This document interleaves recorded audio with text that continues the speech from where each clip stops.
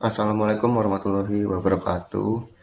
Kami dari kelompok 7 mata kuliah struktur dan fungsi biomolekul dengan dosen pengampu Ibu Profesor Dr. Mukiningsi MSI. Kami akan menjelaskan tentang bagian-bagian dari sel tumbuhan. Anggota kelompok 7 yaitu ada Valia Rahma, Renaldo Ramawijaya, dan Wanda Hanifah. Nah, di sini kami akan menjelaskan tentang ada 5 pokok. Yang pertama pendahuluan, yang kedua kompartemen, yang ketiga reproduksi sel, yang keempat aliran energi, dan terakhir peranan untuk masyarakat dari sel tumbuhan tersebut. Ketika kita mempelajari biologi, diketahui bahwa makhluk hidup terdiri atas berbagai tingkatan organisasi kehidupan. Nah, urutan tingkatan organisasi kehidupan dimulai dari tingkatan molekul, kemudian organel, lalu membentuk sel, dan sel berdiferensiasi menjadi jaringan, lalu menjadi organ dan sistem organ, yang dimana akhirnya akan membentuk suatu atau sebuah organisme. Pada pembahasan kali ini, kami akan fokus membahas mengenai sel. Pernahkah kalian bertanya-tanya seperti apa itu bagian sel, lalu apa saja yang terdapat pada sel? Nah, sebelum masuk ke materi pembahasan, kita perlu mengetahui bahwa sel merupakan satuan struktural atau unit terkecil dari makhluk hidup, dan sel merupakan satuan fungsional pada makhluk hidup, di mana hal ini membuat sel bisa melakukan proses perombakan, lalu proses respirasi, penyusunan, pembelahan sel, reproduksi, dan juga peka terhadap suatu rangsangan. Secara umum, sejak ditemukannya sel oleh Robert Hooke pada tahun 1665 sampai saat ini sel mempunyai dua jenis, yaitu sel prokaryotik dan sel eukaryotik. Dan satu lagi adalah Archaebacteria yang memiliki kedekatan dengan organisme eukaryotik. Sel prokaryotik terdapat pada bakteri, sedangkan sel eukaryotik terdapat pada hewan, tumbuhan, dan fungi. Nah, pada pembahasan kali ini, kami akan membahas mengenai sel tumbuhan yang dimana termasuk ke dalam jenis sel eukaryotik. Terlihat pada gambar, sel tumbuhan terlihat lebih terbentuk karena memiliki dinding sel yang membatasinya. Walaupun tergolong pada jenis yang sama, perlu diketahui bahwa terdapat perbedaan pada sel hewan dan sel tumbuhan, yaitu pada sel hewan memiliki sentriol untuk pembelahan, vakuola kontraktil, dan neuron untuk sistem impulsnya, dan serta lisosom untuk pencernaan sel. Kemudian, pada sel tumbuhan memiliki kloroplas, plat sel untuk pembelahan, dinding sel yang terbuat dari selulosa, lalu vakuola besar untuk menyimpan makanan dan sistem metabolisme, dan plasmodesmata untuk sistem impulsnya. Nah, lalu selanjutnya, apa saja yang terdapat dalam sel tumbuhan?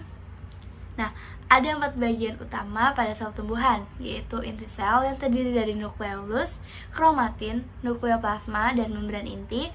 Lalu ada sitoplasma yang terdiri dari sitosol, sitoskeleton, dan organel.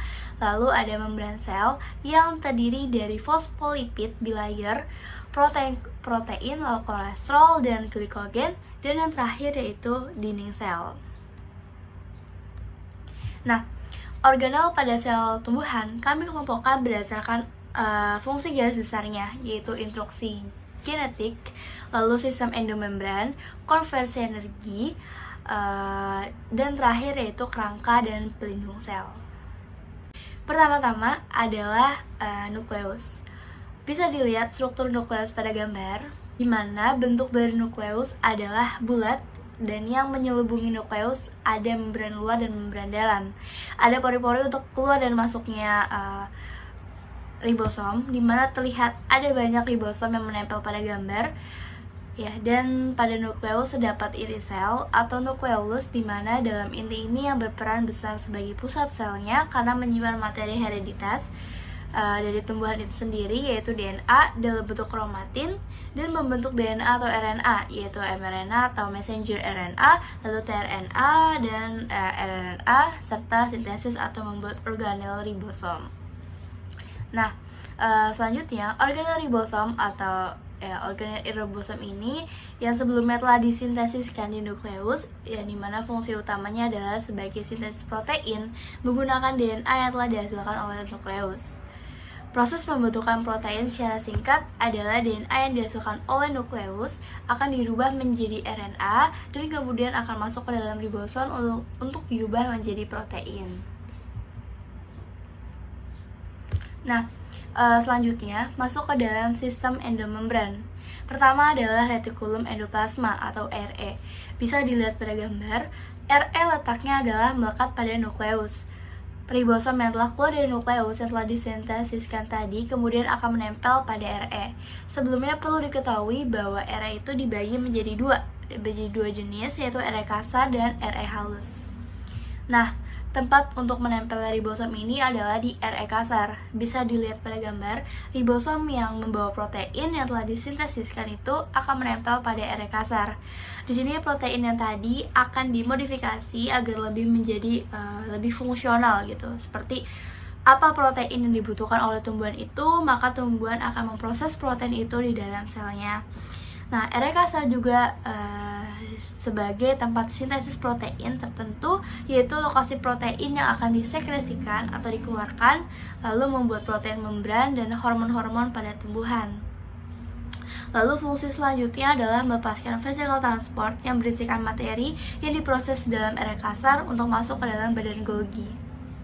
Selanjutnya adalah RE halus. Bentuk antara RE kasar dan RE halus sangatlah berbeda, di mana RE kasar terbentuk seperti lipatan-lipatan dari kantung, sedangkan RE halus bentuknya lebih melikuk-likuk sesuai pada gambar yang tertera. Nah, fungsi pada RE halus ini adalah sintesis lipid, yaitu membuat lemak, bisa pada fosfolipid dan glikolipid. Dan yang terakhir adalah metabolisme karbohidrat. Namun, pada RE halus tidak ikut serta untuk mensintesiskan protein dengan RE kasar, karena ribosom hanya menempel pada RE kasar.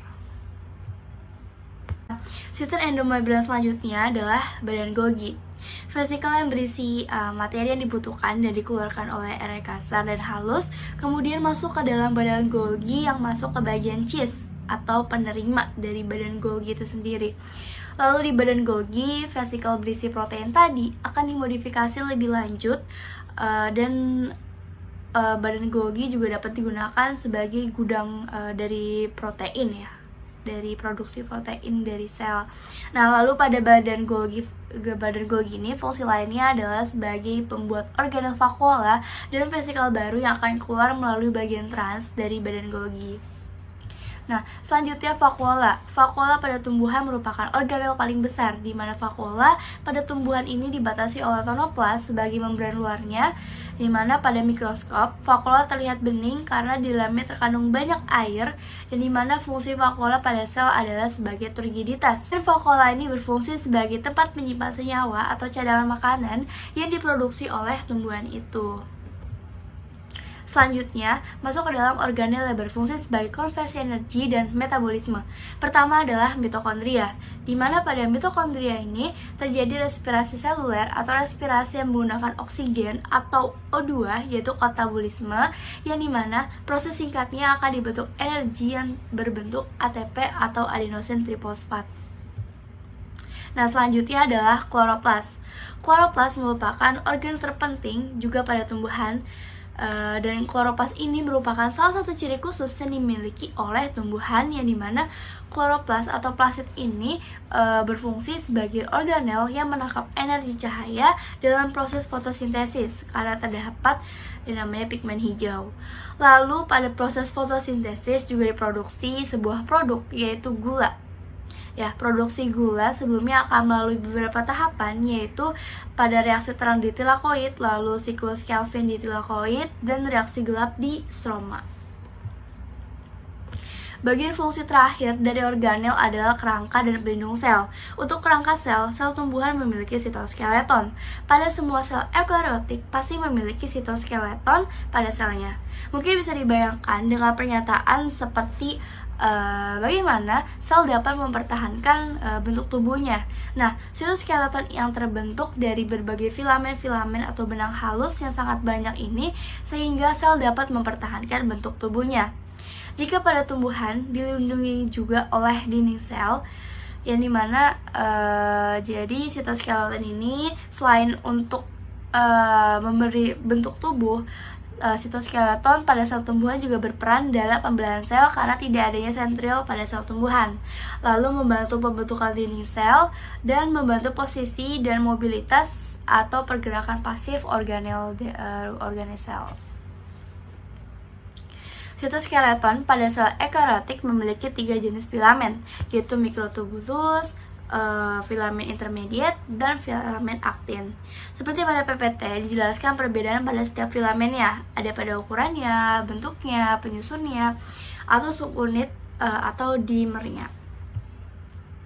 Nah, salah satu pelindung sel yang dimiliki oleh sel tumbuhan adalah dinding sel, yaitu bagian yang membatasi bagian luar sel dan sitoplasma. Dinding sel ini tersusun oleh polimer karbohidrat, yaitu selulosa, di mana terlihat pada gambar daerah yang berwarna krem itu adalah dinding sel. Dan saluran yang berada di dalam dinding sel ini merupakan plasmodesmata, di mana plasmodesmata adalah saluran penyambung antara satu sel dengan sel lainnya, sehingga sel dapat melakukan komunikasi antar sel. Jadi bisa dibilang plasmodesmata ini seperti neuron pada sel hewan. Selanjutnya adalah fungsi dari dinding sel itu sendiri, adalah melindungi sel tumbuhan, lalu membantu mempertahankan bentuk dari tumbuhan ini bersama dengan sitoskeleton, lalu mencegah penghisapan air secara berlebihan atau terkait regulasi osmotik, dan mencegah sel kehilangan air.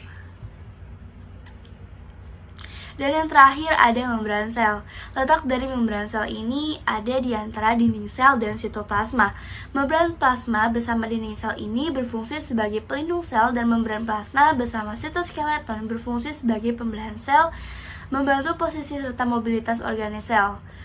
Nah, membran plasma ini memiliki 3 penyusun penting, yaitu ada fosfolipid bilayer, glikoprotein, dan glikolipid sebagai sinyal atau reseptor dan protein membran. Ya, penyusun pertama adalah fosfolipid bilayer. Fosfolipid ini tersusun atas fosfat dan asam lemak. Sifat pada bagian atas dari fosfolipid ini sangatlah berbeda. Jika pada bagian atas atau kepala ini bersifat hidrofilik atau dapat dengan mudah bereaksi dengan air, yang dimana bagian kepala ini merupakan suatu rangkaian gliserol yang bergabung dengan fosfat. Lalu pada bagian bawah atau bagian ekornya itu bersifat hidrofobik atau suka bereaksi dengan air karena terdiri dari atas asam lemak. Dan fungsi pada fosfolipid bilayer itu sendiri adalah sebagai penyusun membran sel atau building block. Nah, pada penyusun membran sel terdapat glikoprotein atau pada penyusun membran sel terdapat glikoprotein dan glikolipid. Fungsi umum pada 2 molekul ini adalah sebagai reseptor atau sensor pengenalan. Terdapat perbedaan antara 2 molekul ini. Pada glikoprotein tersusun dari molekul protein yang terikat pada rantai karbohidrat pendek seperti glukosa, galaktosa, yang dimana bisa dilihat pada gambar. Dan fungsinya adalah sebagai protein dari membran yang memainkan peran kunci dalam interaksi sel dan menjadi reseptor untuk sinyal-sinyal kimia dan atau senyawa molekul dari luar sel. Sedangkan pada glikolipid tersusun oleh molekul lemak yang terikat pada rantai karbohidrat pendek, yang dimana fungsinya adalah sebagai menstabilkan membran sel dan dengan membuat ikatan hidrogen dengan molekul air dan sebagai pengenalan seluler, dan memainkan peran kunci dalam pelekatan sel selama pembentukan jaringan. Selanjutnya, protein membran. Ada 2 jenis protein, pada protein membran, yaitu protein integral dan protein perifer. Pada protein perifer bisa dilihat pada letak posisinya tidak terlalu melekat pada fosfolipid bilayer, dan ciri keduanya yaitu sebagai tempat melekatnya glikoprotein karena mengandung asam amino yang merupakan turunan dari protein, di mana protein ini memiliki rantai hidrofilik yang menyebabkan adanya interaksi dengan air di sekelilingnya, dan protein perifer ini berisi rantai molekul gula. Sedangkan protein integral ini letak posisinya sangat melekat pada fosfolipid bilayer, di mana tidak ada glikoprotein dan glikolipid yang menempel pada protein integral. Dan protein integral ini mengandung bagian protein yang hidrofilik pada bagian permukaannya dan hidrofobik pada bagian dalamnya. Reproduksi sel. Reproduksi sel itu merupakan perkembangbiakan dari sel. Sel dapat mati dan regenerasi agar makhluk hidup tetap terus tumbuh dan berkembang. Bagaimana cara sel bereproduksi dalam tumbuhan? Nah, reproduksi sel dengan cara membelah diri secara mitosis. Siklus sel atau pembelahan sel mengacu pada serangkaian peristiwa yang terjadi dalam sel yang mengarah ke kematangan dan pembelahan berikutnya. Peristiwa ini meliputi duplikasi genom dan sintesis organel sel diikuti dengan pembelahan sitoplasma. Bagaimana asal-usul dengan sel tumbuhan?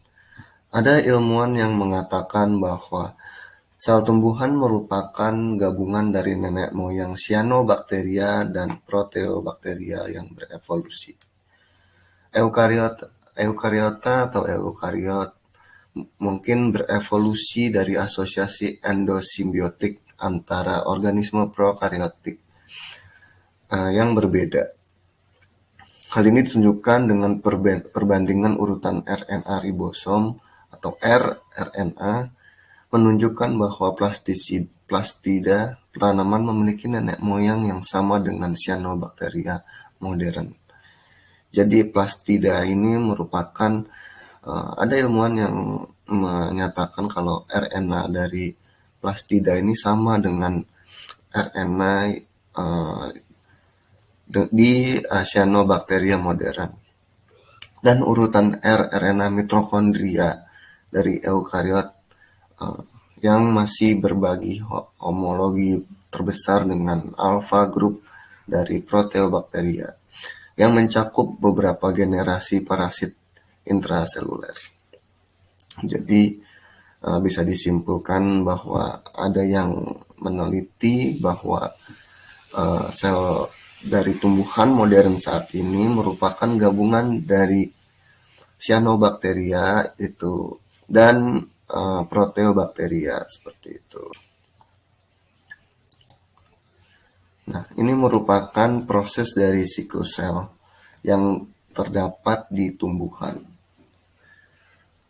Dari fase G1, GEP1 ya, fase S atau sintesis, fase G2 atau GEP2, dan fase M atau mitosis. Dari G1, S, dan G2 merupakan fase interfase dari sel. Kemudian sel melakukan fase mitosis atau pembelahan. Dapat dilihat di sini, GEP1 merupakan fase sel antara mitosis dan inisiasi replikasi materi genetik sel. Ini merupakan fase sel untuk tumbuh dan berkembang. Lalu fase sintesis merupakan replikasi DNA yang berlangsung di fase ini. Jadi materi genetik dari sel direplikasi di fase ini. Kemudian fase G2 atau GEP2. Ini merupakan fase di mana RNA, protein, dan makromolekul lain dalam sel yang diperlukan itu multiplikasi organel sel dan pembentukan gelondong dan pertumbuhan sel. Jadi dari organel-organel sel tadi itu membelah diri. Lalu Setelah itu adalah fase mitosis atau fase pembelahan. Saat sel mengalami reorganisasi lengkap yang menghasilkan keturunan yang memiliki jumlah kromosom yang sama dengan sel induk. Yang namanya pembelahan secara mitosis menghasilkan anakan yang sama persis dengan induknya. Di sini dari fase interfase yang memerlukan waktu sekitar 95% dari waktu keseluruhan siklus. Jadi dari fase interfase ini paling banyak waktu yang diperlukan dari keseluruhan dan 5%-nya. Sisa itu fase mitosis. Jadi fase mitosis berlangsung secara cepat dari keseluruhan. Nah, ini merupakan bagian-bagian dari fase pembelahan mitosis ya. Sel tumbuhan yang telah menunjukkan bahwa ada peningkatan volume sel yang stabil dalam sel yang berproliferasi diselingi oleh hilangnya nukleolus dan munculnya kromosom yang terkondensasi atau profase, diikuti oleh penyelarasannya di sepanjang ekuator sel atau metafase. Lalu kromosom tampak berpisah bergerak menuju kutub sel atau yang disebut dengan anafase, yang diikuti dengan kemunculan kembali dua inti atau telofase. Dan selanjutnya pembentukan sel anak yang terpisah dengan sitokinesis. Sebagian besar aspek mitosis dalam sel tumbuhan mirip dengan apa yang terjadi di sel hewan, tetapi kedua jenis sel tersebut berbeda dalam kutub gelondongnya, atau yang lebih menyebar di sel tumbuhan. Dan dalam mekanisme pemisahan inti anak, sel hewan menyempitkan membran plasma mereka selama telofase, sedangkan dalam sel tumbuhan, pelat sel dibangun yang membentuk dinding sel baru. Jadi dalam sel tumbuhan itu mitosisnya, sel yang berbentuk seperti silinder itu mengerucutkan dinding-dinding selnya agar terpisah. Namun pada sel tumbuhan ini terbentuk pelat, jadi tidak menyempitkan dinding sel, karena dinding sel pada tumbuhan itu kaku ya. Seperti itu tahap dari mitosis. Nah, ini merupakan unsur terpenting dalam reproduksi sel, yaitu DNA, di mana DNA merupakan tempat penyimpanan kode genetik dari sel. Ciri khusus dan riwayat penyakit dari makhluk hidup dikodekan di DNA ini. Nah, apa itu DNA? DNA adalah deoksiribonucleic acid, yaitu merupakan polimer yang terdiri dari dua rantai polinukleotida yang melilit satu sama lain untuk membentuk heliks ganda yang membawa instruksi genetik untuk pengembangan fungsi dan pertumbuhan dan reproduksi semua organisme yang dikenal, dan di banyak virus juga. DNA adalah asam ribonukleat yang merupakan asam nukleat juga. Dua untai DNA bergabung ketika basah komplementernya berpasangan. 3 ikatan hidrogen menghubungkan sitosin dan guanin, sedangkan hanya 2 ikatan hidrogen yang membentuk di timin dan adenin. Kedua untai DNA adalah antiparalel, jadi tidak sama. Di sini ada 5 aksen ujungnya, sedangkan berpasangan dengan 3 aksen, seperti itu. Bab 4 atau aliran energi. Aliran energi adalah rangkaian dari urutan pemindahan bentuk energi dari satu bentuk ke bentuk energi lainnya yang dimulai dari sinar matahari. Sintetis senyawa organik dari prekursor anorganik membutuhkan energi dan juga daya reduksi ataupun elektron dengan potensial yang rendah. Nah, organisme autotrofik ini menggunakan karbon dioksida ataupun CO2 sebagai satu-satunya sumber karbon untuk produksi molekul organik. Nah, organisme seperti itu bagaimanapun dia adalah minoritas. Di hampir semua sistem biologis, sintesis molekul organik didorong secara langsung dan juga secara tidak langsung oleh sinar matahari. Di dalam aliran energi ini ada 3 sistem. Yang pertama fotosintesis, metabolisme karbohidrat, dan respirasi ataupun fotorespirasi. Fotosintesis merupakan keseluruhan proses di mana tumbuhan, alga, dan juga prokariota secara langsung menggunakan energi cahaya untuk mensintesis senyawa organik dari CO atau karbon dioksida. Semua organisme fotosintetik disebut dengan fotoautotrof. Beberapa prokariota dapat menggunakan cahaya sebagai sumber energi untuk sintesis ATP, tetapi mereka juga membutuhkan molekul organik sebagai sumber karbon untuk pertumbuhan. Nah, fotosintesis juga menopang sebagian besar produsen bahan organik autotrofik serta konsumen heterotrofik yang mereka dukung. Selain menyediakan makanan, biomasa, dan juga bahan bakar fosil, fotosintesis juga menghasilkan oksigen ataupun O2 yang diperlukan untuk aktivitas pernapasan oleh semua organisme multiseluler dan juga banyaknya dari uniseluler. Fotosintesis ini mencakup baik serangkaian reaksi kompleks yang melibatkan penyerapan cahaya, konversi cahaya, dan juga transfer elektron serta jalur enzimatik multistep yang mengubah CO2 dari air menjadi karbohidrat. Lalu yang pertama nih, fotosintesis adalah proses oksidasi reduksi biologis. Kebanyakan organisme fotosintetik mengubah energi cahaya menjadi produk kimia yang stabil. Fotosintesis adalah satu proses redoks biologis yang dimana CO2 sebagai akseptor elektron dan H2A sebagai senyawa yang tereduksi, yang dapat berfungsi sebagai donor elektron. Nah, lalu CH2O mewakili karbohidrat yang dihasilkan oleh CO2, dan A mewakili produk yang dibentuk oleh oksidasi H2A. Dalam kasus fotosintesis oksigen, air sebagai reduktor, nah air juga yang dioksidasi dan elektron yang dilepaskan diberi energi, dan akhirnya ditransfer ke CO2 menghasilkan O2 dan juga karbohidrat tumbuhan. Tumbuhan, alga, dan juga cyanobacteria prokaryotik ini mampu melakukan reaksi endergonik atau reaksi yang membutuhkan energi yang digerakkan oleh cahaya yang memiliki perubahan energi bebas sebesar 2840 kJ/mol untuk sintesis heksosa. Nah, fotosintesis oksigenik ini adalah inovasi evolusi dari cyanobacteria yang menyebabkan akumulasi oksigen atau O2 di atmosfer bumi lebih dari 2 miliar tahun yang lalu. Lalu berikut adalah reaksi fotosintesis oksigen.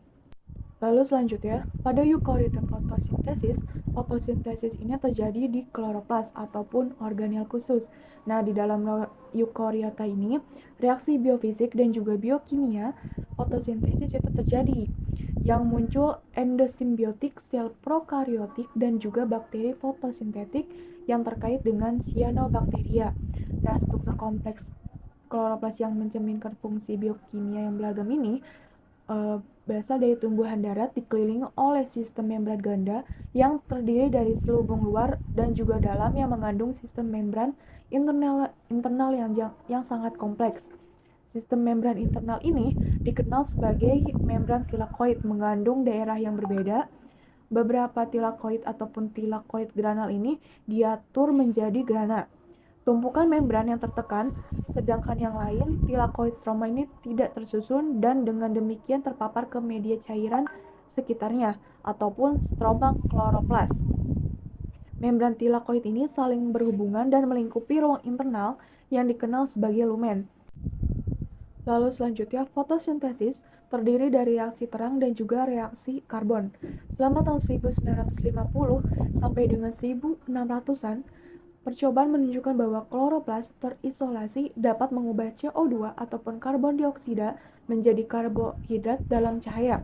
Dan proses fotosintesis ini melibatkan dua fase yaitu reaksi terang yang menghasilkan O2, ATP, NADPH, dan reaksi karbon ataupun siklus reduksi karbon juga disebut siklus Calvin-Benson. Itu menurut penemunya Melvin Calvin dan juga Andre Benson yang mereduksi CO2 ataupun karbon dioksida menjadi karbohidrat dan mengkonsumsi ATP dan NADPH yang dihasilkan dalam reaksi terang.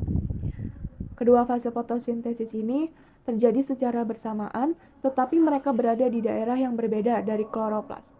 Membran tilakoid mengandung kompleks fotosintesis multiprotein, fotosistem 1 dan juga 2, yang meliputi pusat reaksi yang bertanggung jawab untuk mengubah energi cahaya menjadi energi ikatan kimia. Nah, pusat-pusat reaksi ini adalah bagian dari rantai transfer elektron fotosintesis dan juga mengandung kompleks sitokom transmembran, protein tembaga yang larut dalam air ataupun plastocyanin, dan quinon yang larut dalam lemak atau plastoquinon. Yang kedua, metabolisme karbohidrat. Tumbuhan adalah spesialis dari karbohidrat. Mereka adalah autotrof dan juga mensintesis karbohidrat melalui fotosintesis dan kemudian menggunakannya untuk membuat makromolekul biologis. Karbohidrat yang diturunkan dari tumbuhan itu adalah selulosa, mendominasi biosfer dan juga berfungsi sebagai penyerap utama dari karbon dioksida yang berada di atmosfer. Mereka juga mendominasi nutrisi hewan, termasuk kita sendiri, misalnya gula dan juga pati. Dengan demikian, pentingnya metabolisme tingkat karbohidrat pada tanaman itu tidak dapat secara berlebihan. Meskipun banyak reaksi yang terlibat dalam metabolisme karbohidrat serupa di sebagian besar organisme, tanaman telah mengembangkan enzim dan juga jalur yang tidak ditemukan pada organisme lain. Nah, berikut ini adalah metabolisme karbohidrat yang dalam tumbuhan.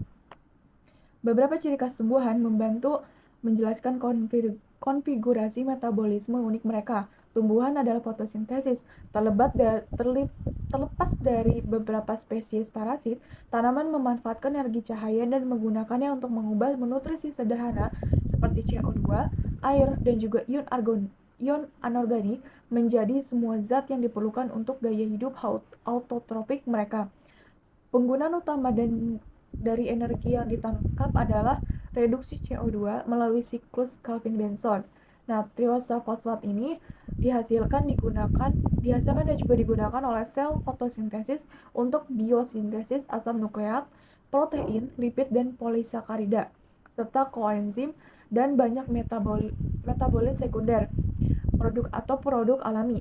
Karbon yang diasimilasi juga diubah menjadi gula, terutama sukrosa, atau gula alkohol, misalnya sorbitol, untuk diekspor ke bagian lain dari tanaman. Dengan demikian, metabolisme karbohidrat ini secara bersamaan memberi makan banyak jalur anabolik. Nah,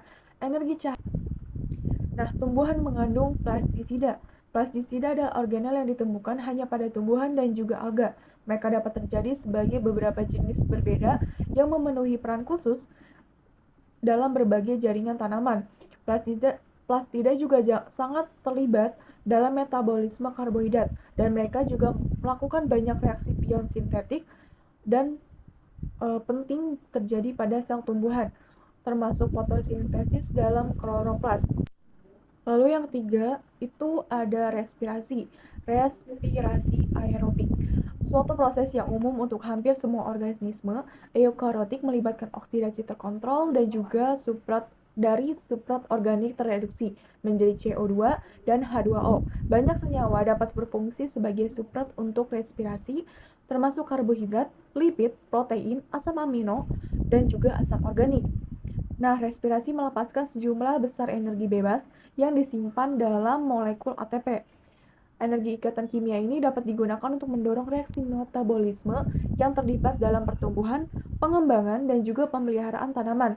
Nah, selain itu, jalur utama dari respirasi ini menyediakan perantara metabolisme yang berfungsi sebagai substrat untuk sintesis asam nukleat, asam amino, asam lemak, dan banyak metabolit sekunder. Meskipun proses umum dari respirasi ini dalam tumbuhan, sama seperti pada eukariota lainnya, beberapa fitur unik itu ada pada tumbuhan. Lalu yang kelima, ada peranan untuk masyarakat. Yang pertama itu adalah pada saat pandemi COVID-19, konflik, darurat iklim, kenaikan biaya, dan juga krisis pangan. Hal ini dikarenakan ketika saat menganalisis atau mempelajari sel-sel tumbuhan dalam biokimia atau biomolekul, ini dapat memungkinkan untuk menemukan solusi-solusi dari masalah-masalah atau krisis yang dihadapi oleh masyarakat. Lalu selanjutnya, di tahun 2050, itu kebutuhan pangan meningkat sebanyak 60%. Ini menurut Alexandra Tosh dan Bruinsma di tahun 2012. Ketika pertanian tradisional tidak dapat memenuhi kebutuhan pangan, serta dibutuhkannya inovasi untuk mengatasi kendala di masa depan. Pertanian seluloid berbasis sel tumbuhan ini menggunakan kultur sel tumbuhan untuk memproduksi bahan makanan bernilai yang tinggi. Penggunaan kultur sel tanaman daripada tanaman utuh memungkinkan produk untuk makanan diproduksi dengan energi yang lebih sedikit, kemungkinan dampak yang lebih rendah terhadap lingkungan, dan tidak bergantung pada lokasi dan juga musim. Dalam pembuatan komersial saat ini, kultur suspensi sel ditanam dalam bioreaktor diaduk baja tahan karat yang dapat digunakan kembali. Karena volume kerja yang kecil, keamanan yang lebih tinggi, pengoperasian yang lebih cepat dan juga sederhana, dan waktu pengembangan yang lebih singkat. Bioreaktor campuran gelombang sekali pakai ideal untuk penelitian dan juga pengembangan dan untuk produk yang dipersonalisasi. Permintaan untuk bioreaktor yang menyediakan zat bioaktif ini untuk industri farmasi lebih banyak ketimbang dari bidang kosmetik dan juga makanan, yang menyebabkan harganya seringkali terlalu mahal. Nah, kebutuhan akan bioreaktor berbiaya rendah ini yang mudah ditangani. Nah, bioreaktor rumah di negara Finlandia adalah pendekatan pertama, tetapi belum dikomersialkan dan dibuat sesuai penggunaan untuk sehari-hari.